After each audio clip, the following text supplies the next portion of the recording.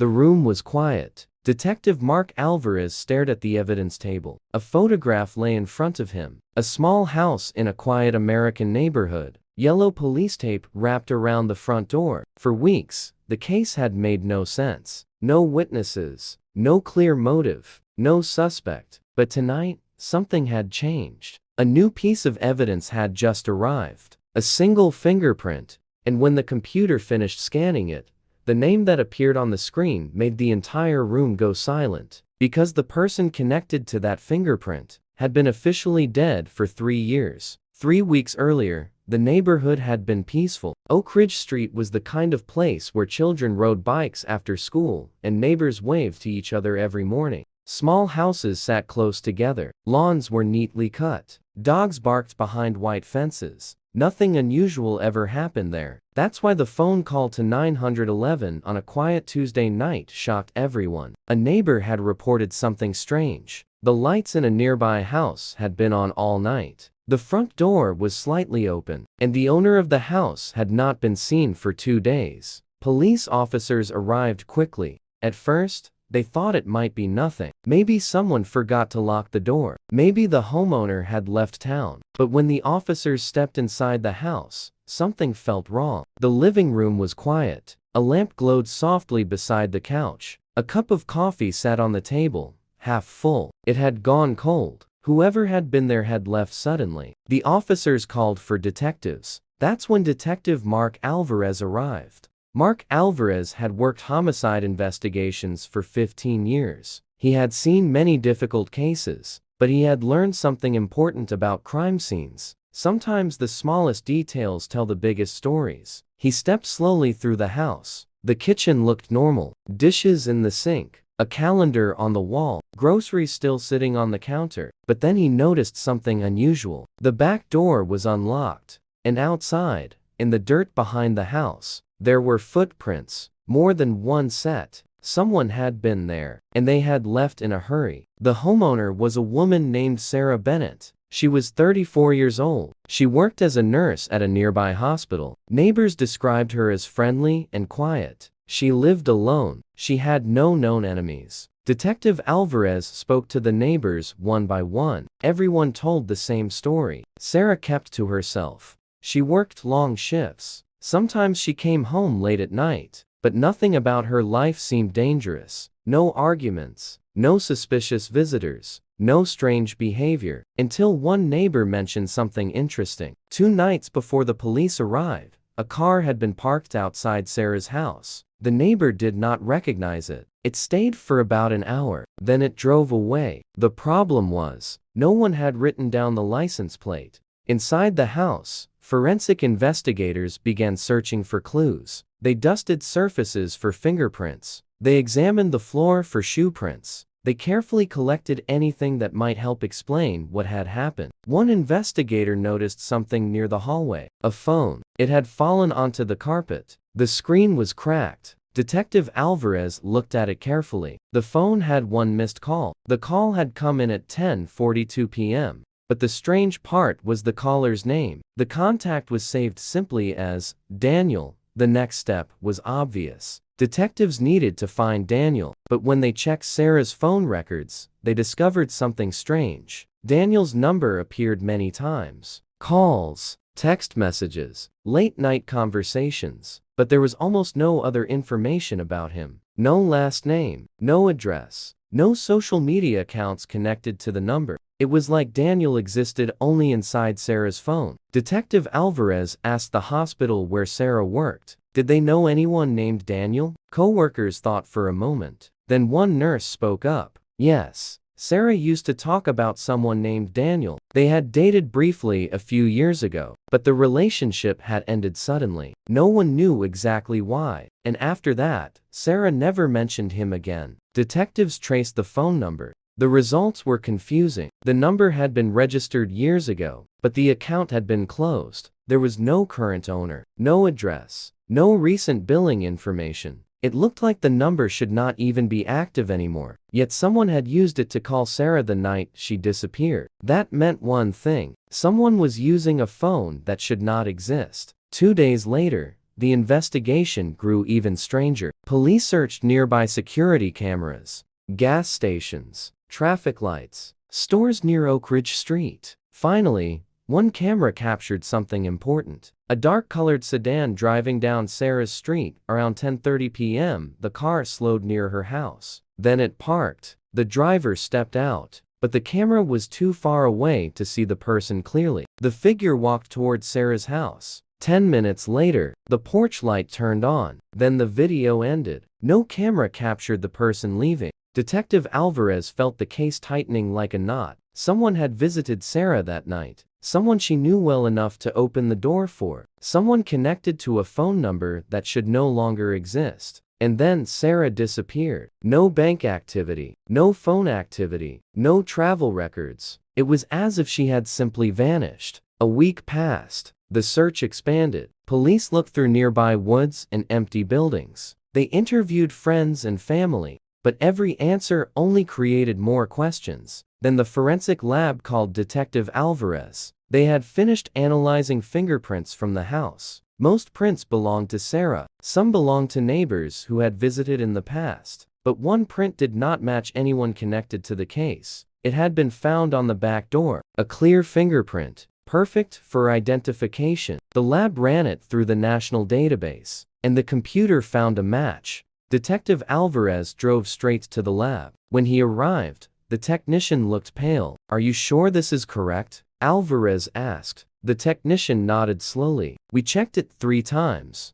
Alvarez looked at the screen. The name appeared clearly, Daniel Carter, but below the name was something even more shocking. A note in the system. Daniel Carter had been reported dead 3 years earlier. His death had been confirmed in another state. Case closed. File archived. Yet somehow, his fingerprint had just appeared at Sarah Bennett's house. Detective Alvarez leaned back in his chair. A man who was supposed to be dead had visited the missing woman, or someone wanted police to believe he had. But the real question was far more disturbing. If Daniel Carter was truly dead, then whose fingerprint had the computer just identified? And where was Sarah Bennett now? Detective Mark Alvarez did not speak for several seconds. The name on the screen still glowed under the lab light. Daniel Carter, declared dead 3 years ago, yet his fingerprint had just been found on the back door of Sarah Bennett's house. Alvarez leaned closer to the computer. "Show me the file," he said quietly. The technician opened the archived record. The screen filled with documents. A photo appeared first. Daniel Carter was 36 years old in the picture. Brown hair, sharp jawline, calm eyes that seemed almost too relaxed. The kind of face that did not easily stand out in a crowd. The file explained the rest. 3 years earlier, Daniel Carter had been reported missing in another state. His car was found abandoned near a river outside Phoenix, Arizona. Inside the car were his wallet, his phone, and his keys. A few days later, a body was discovered in the water nearby. The body had been damaged by the river, but investigators believed it matched Daniel's description. Dental records confirmed the identity. The case had been closed. Official cause of death: accidental drowning. Alvarez stared at the report. Something about it bothered him. If Daniel Carter had really died in Arizona 3 years ago, then how had his fingerprint appeared on Sarah Bennett's door in another state? There were only 2 possible answers. Either the fingerprint match was wrong, or the man who was supposed to be dead was still alive. The next morning, Alvarez called the detective who had worked the original case in Arizona. Detective Linda Harper answered the phone. Her voice sounded surprised when Alvarez explained the situation. "You're telling me Daniel Carter's fingerprint just showed up in a missing person case?" she asked. "That's exactly what I'm telling you," Alvarez replied. Harper was silent for a moment. Then she said something unexpected. "That doesn't make sense." Alvarez leaned forward. "Why?" "Because that case bothered me back then," Harper said slowly. The evidence never felt complete. 3 years earlier, Harper had been one of the first officers to examine Daniel Carter's abandoned car. It had been parked on a lonely road near the Salt River. The driver's door was open. The keys were still in the ignition. Daniel's phone was on the passenger seat. But something felt strange. There were no signs of a struggle, no damaged parts of the car, no footprints around the vehicle except Daniel's. It looked like someone had simply stepped out and walked toward the river. Days later, when a body was discovered downstream, investigators believed the mystery was solved. But Harper had never been fully convinced. The body was badly damaged by the water, she explained to Alvarez. The dental records matched, but there was very little else we could confirm. You mean it might not have been him? Alvarez said. I mean, we never had absolute proof, Harper replied. Back in Oak Ridge, Alvarez gathered his team. The room filled with quiet tension. Here's what we know, he said. Sarah Bennett disappears from her house. No witnesses. No clear motive. He pointed to the photo of Daniel Carter on the board. Then we find a fingerprint from a man declared dead 3 years ago.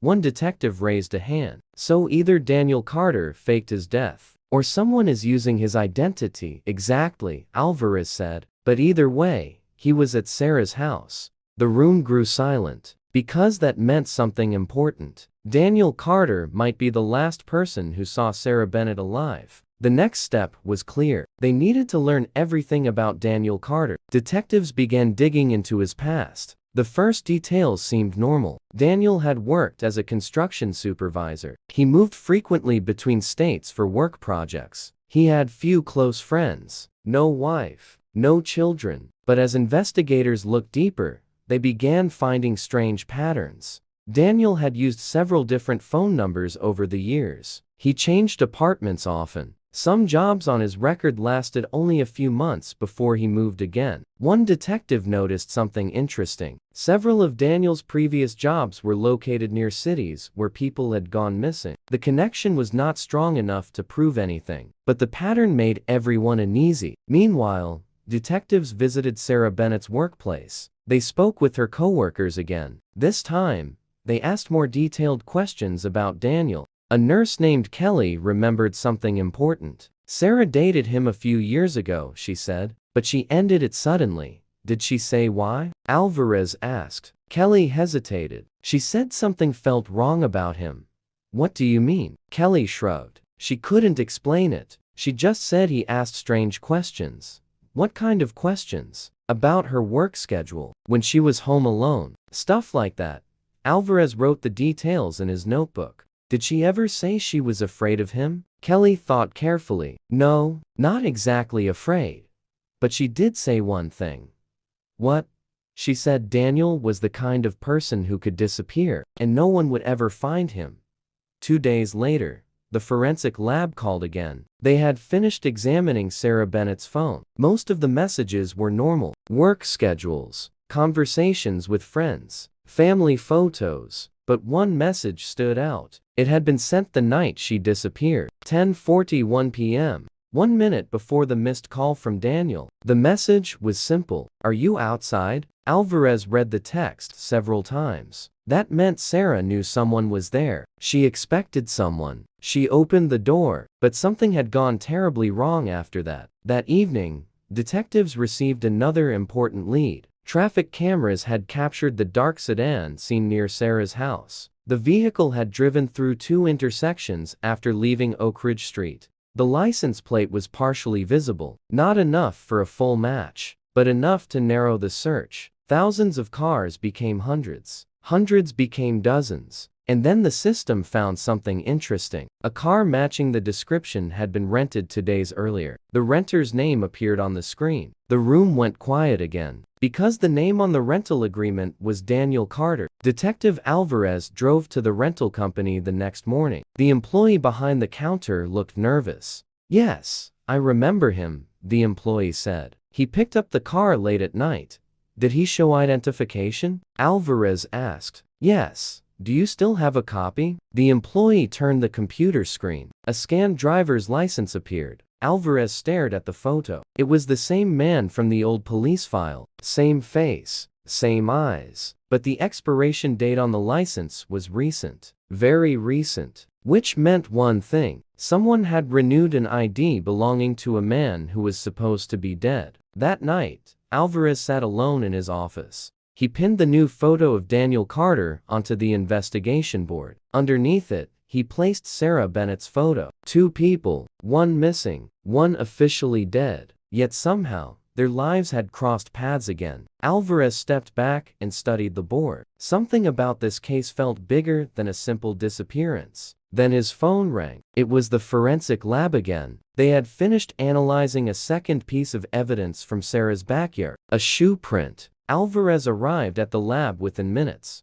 The technician showed him the results. The shoe print matched a specific brand of work boot, the same type worn by construction workers, and the size matched the information from Daniel Carter's old records. But that wasn't the part that made Alvarez freeze. The technician pointed to the final line of the report. "Look at this," she said quietly. The soil inside the shoe print contained traces of red clay, very rare soil, not found anywhere in Oak Ridge. But it did exist in one place, a small abandoned construction site outside the city, a site that had been closed for years. Alvarez grabbed his coat immediately, because if Daniel Carter had walked through that site recently, there was a chance Sarah Bennett might still be there. And what detectives would discover at that construction site the next morning would change the entire investigation forever.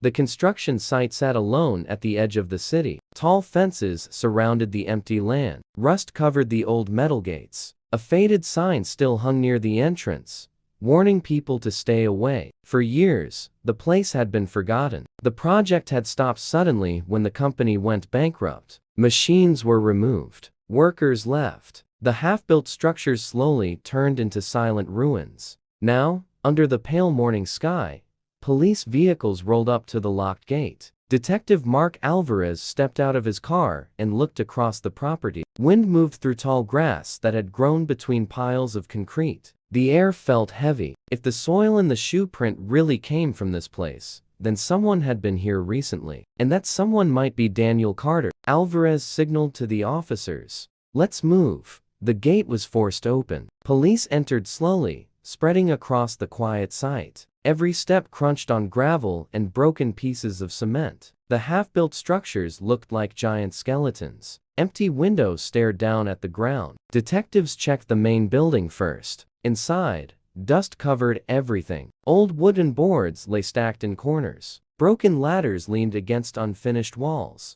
Nothing looked recently disturbed. But then one officer called out from behind the structure. "Detective, you need to see this." Alvarez walked around the building. Behind it was a narrow dirt road. Fresh tire marks cut through the soil. Someone had driven here not long ago. The tracks led toward an unfinished storage shed at the far end of the property. The door of the shed was closed, but the ground outside showed signs of movement. Footprints. More than one set. Alvarez felt his pulse quicken. He signaled to the officers again. "Careful."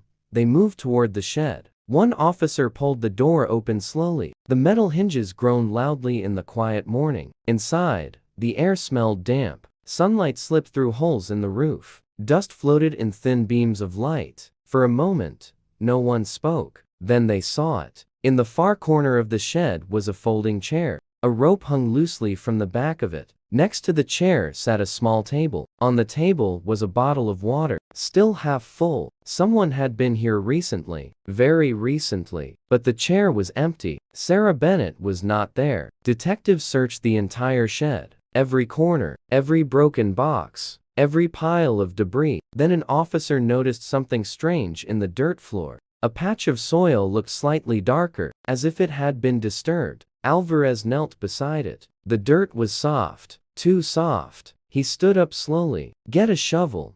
The officers began digging carefully. The first few inches revealed nothing. Then the shovel hit something solid. Wood. They brushed away the dirt. A large wooden crate appeared beneath the ground. The crate was locked. Alvarez's stomach tightened. "Open it." The lock was broken quickly. The lid creaked as it lifted. Inside the crate were several items. A backpack, a jacket, a pair of shoes, all belonging to Sarah Bennett. But Sarah herself was not inside. Alvarez searched through the items carefully. Inside the backpack, he found something unexpected. A notebook. He opened it slowly. Most pages were empty. But on the last page were 3 words written quickly in blue ink. "He is alive." Alvarez stared at the message. Sarah had written it. The handwriting matched other notes found in her house. She had left a message for whoever might find the notebook. a warning, or a clue. The discovery changed everything. Sarah had been alive when she wrote that note.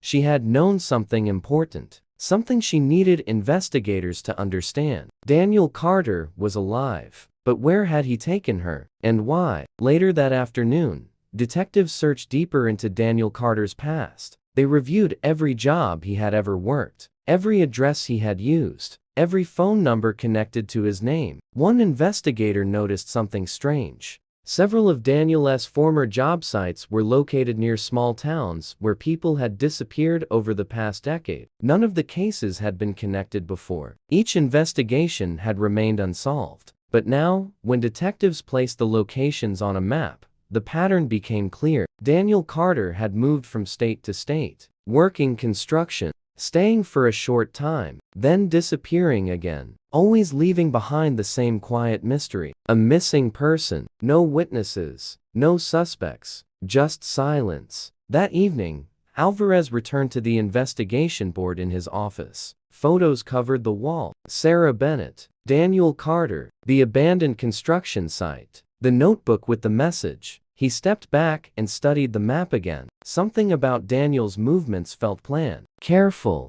deliberate. Then Alvarez noticed one final detail. Daniel's most recent rental car had not been returned. The company had reported it missing earlier that day, which meant Daniel Carter was still driving somewhere, still moving, and if Sarah Bennett was still alive, she was with him. 2 hours later, a patrol officer called with urgent news. The missing rental car had just been spotted on a highway camera. The vehicle was heading north, fast. Alvarez grabbed his coat. Police units across the region began moving. Highway patrol cars positioned themselves along the road. Helicopters lifted into the sky. The chase had begun. Night fell quickly over the highway. The dark sedan sped through the empty road. Police lights flashed behind it. Daniel Carter did not stop. The car accelerated. The distance between vehicles grew smaller. Then suddenly, the sedan turned sharply onto a narrow side road. The road led toward a wooded area outside the city. Patrol cars followed.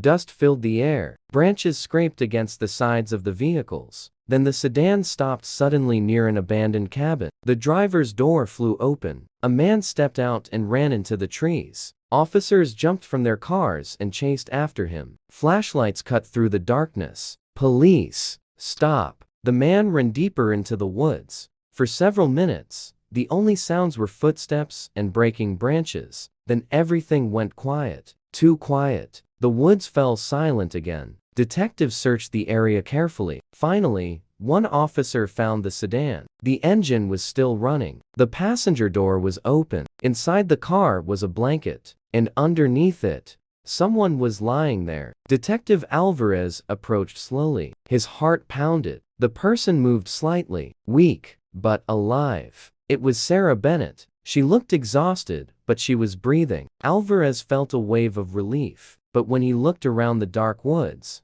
another realization struck him. Daniel Carter was gone. He had escaped into the forest. And now one of the most mysterious suspects in the country had vanished again. But this time, investigators knew something they hadn't known before. Daniel Carter had never been dead. And somewhere out there, he was still running. Thanks for watching the video. If you find it interesting, kindly like, comment, and subscribe for more crime documentary stories on cold case, unsolved cases, prison documentary, and so on.